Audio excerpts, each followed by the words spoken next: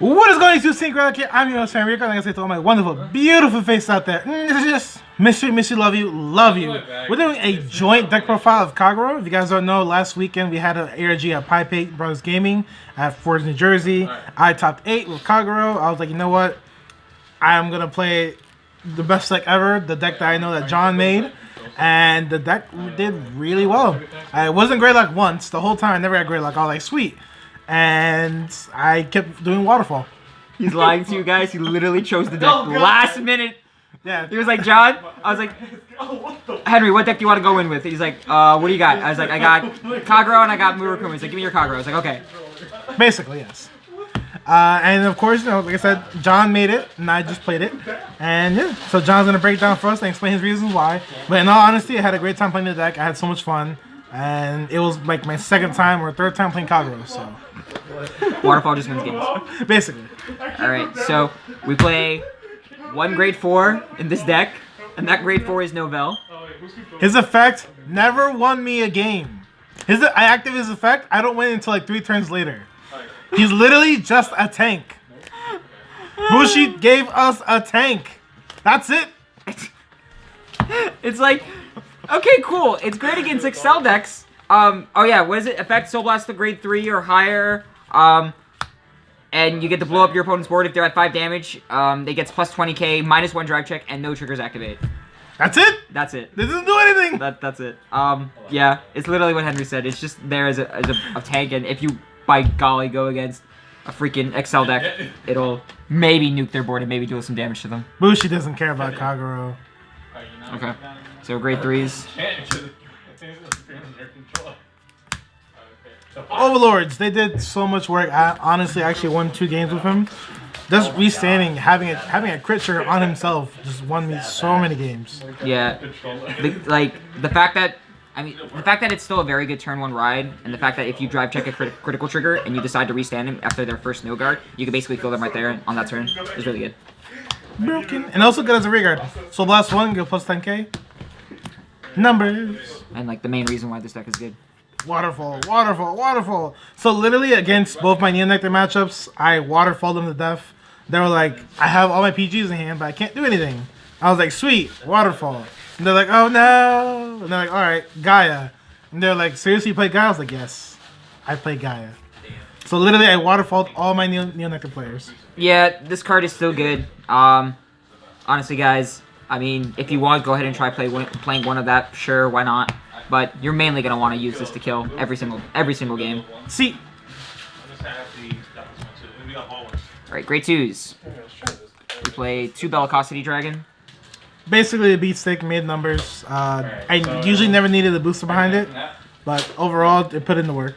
Also, fun fact to note, guys, if you have like 2 rear guards, right, and if you swing in at 1 rear guard with that and while Bellicosity's here, if the rear guard is retired, it'll get the +5. See, so it's very good for pressure as well.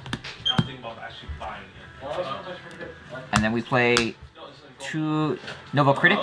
The grade 2 that everybody blocked. Almost. Alright, so out of the whole tournament, everyone guarded against it. Even though I had Novel in my hand, I was like, I have nothing else to search with. So a lot of people kept guarding. The one time someone actually took it, I was like, crap, I had Novel Vega in my hand already. But overall, the grade 2 actually put in work, making people believe that I actually had Novel in the deck to search for. Yeah, honestly, like, I literally put this card in just for the on-hit pressure and nothing else. Like, it might get my Novel cool. I still might not ride it. Oh my god. Alright, grade 2s.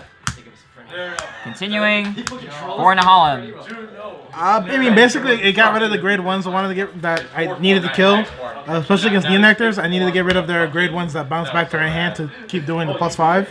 But overall, his effect doesn't get +5 was all I needed in honesty. Yeah. It made magic numbers. A lot of more threatening units tend to be in the front row than in the backboard. But against Shadow Howling, it's not that bad because you get rid of stuff like the mains and things like that. See? And then, of course, absolutely, 4 Berserk Dragon. Basically the +1 of the deck. Every game I rolled Berserk Dragon. I always drew into him. I was like, sweet, I'm drawing a free card. Sometimes I would retire something, like literally against Neos, I would retire their tokens. But overall, like I said, every game I rolled Berserk. Never had a problem with it. Yeah, this comboing this with stuff like your bellicosities and the next card that we're going to show you guys, I mean, it just makes for good numbers. That's in all honesty. Like, the plus about the deck in general is that you want to make good numbers and you get to retire their stuff. And so we play 2 Rapoya for the grade 1s. Always made numbers. I mainly put it behind the Vanguard just for the waterfall play. Again, I didn't really see a point putting them behind rear guards, but mainly the Vanguard just for the fact that I need to kill them as soon as possible. Every game, I always try to focus on I have to beat them by turn 5 or turn 6. So I would always have this behind the Vanguard to make sure that if I do ride waterfall, do the skill, I have to win that turn. And then after that, 2 guys, only 2. Guys did put in a lot of work. At times, I wish I actually drew more into him. I was like, where's guys? Where's guys? Because I knew my opponent couldn't guard my waterfall attack next turn. So would you say, if you could, bump down maybe 1, keep only like 1 Rapoya and 3 guys? Possibly, actually, yeah. Yeah, okay. So keep that in mind, guys. I need to Shrek it. Alright. And then Dr. Mario, move. we play 4 bar. In all honesty, every game I rush my opponent with him. Alex? At grade 2 or my first grade 3 ride, I would always rush my opponent with him. The fact that he also gets +5 and the fact that you can retire something is always a bonus. 13k base. Very good. And then last grade 1 for Airmail. Airmo made the columns, especially if it was boosting a rear guard or a Vanguard, but mainly for the fact that giving me that counter charge was like sweet. Now I can do more counter less and retire more units. Counter charge and draw is always very nice in Kagero. See, No, take my kick. Alright, and for the trigger lineup. Well, actually, before that. So, starter, only starter you can play. the only starter they should have, shiny, Shiny full art. shiny full. Alright, and Oh then my god, what was the that? trigger lineup. 4 heals, For you. very standard. This is amazing. I gotta learn how to And then I don't like 6 crits. I was actually pretty happy with 6 crit, in all honesty, because again, if we're playing 6 crit, you guys can imagine we're playing 6 draw. The reason why I preferred, like, 6 draw did well for me was for the fact that it would help me draw into the waterfalls. It would help me draw into the cards I actually needed. It helped me draw into Gaia's. So, having, like, the 6 crit, 6 draw was pretty much balanced for me. But basically for the fact that I was like, I never had a dead hand. I always had active cards in my hand every turn. The draw triggers will help me draw into it, or hit it defensively wise and get me a card to my hand.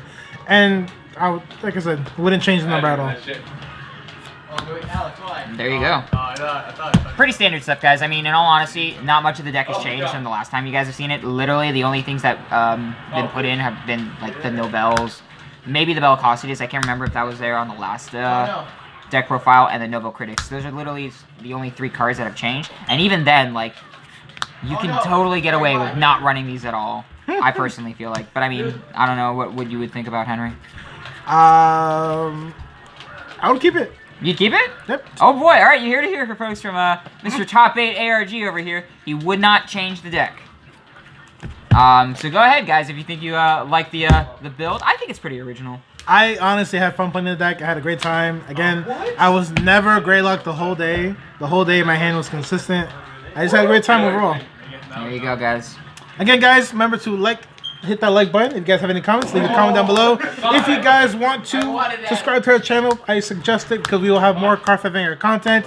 And of course, I'm going to tell you guys to hit that bell button like every YouTuber does say.